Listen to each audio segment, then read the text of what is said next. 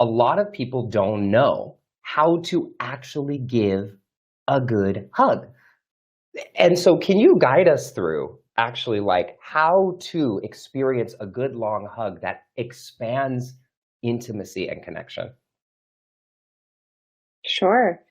I think one of the things that most people don't do is hug quite long enough for that release of oxytocin. And let me just say, you don't have to hug for any amount of time. If you don't feel comfortable, stop hugging. The point of hugging is to move towards safety, relaxation, connection. And so you want to make sure that you're in your body enough to know that internal uh-huh or uh-uh so that you can honor your own boundaries. It takes about 20 to 30 seconds for the brain to release oxytocin, which is that cuddle hormone that makes you feel really good. It's really regulating and it's very bonding. And I think that there's two different ways that people can hug. And one is for support. And when you're hugging somebody because you're dysregulated, you want to use their nervous system as that tuning fork, you want to feel supported, then the one who's doing the supporting is going to be a little bit more anchored and rooted and do a little bit more holding of the other person. And the other person is going to surrender into the hug a little bit more. When I'm receiving this kind of hug from my partner, I don't even squeeze him back. I just I'm like this and just let myself be fully held as I get a little ragdolly in his arms. And it's just so wonderful to feel him supporting my weight and to feel his breath. I'm noticing what it's like to be in my body as he's holding me, but I'm also noticing how his body feels. How if I can sync my breath with his, what his breath feels like on my shoulder, what his skin or clothing feels like. All of that is going to be really regulating. And then you can also hug just because you want to feel closer to somebody. You want more connection or the joy or the pleasure that happens from a hug.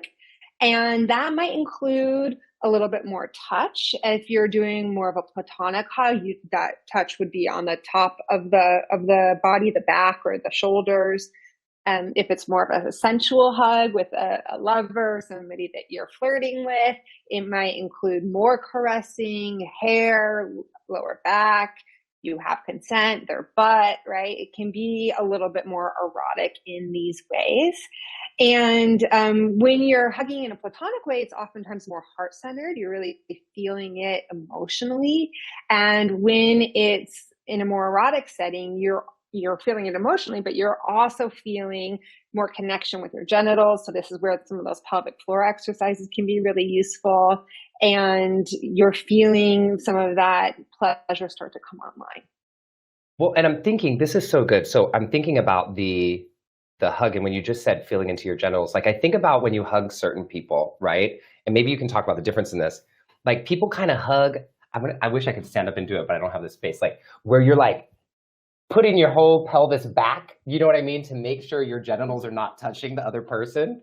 And it's kind of like this hug that's like this, steeped way back where you're pushing your hips way back from the other person versus like a hug where you're actually pressing your whole body, up against a person. And so you're saying that the second one is more of a way to go that is more sexual or sensual, but also when we're hugging people more platonically, we also don't want to kind of be in this way that we're like pushing away from them either. So what's the balance that we find with that?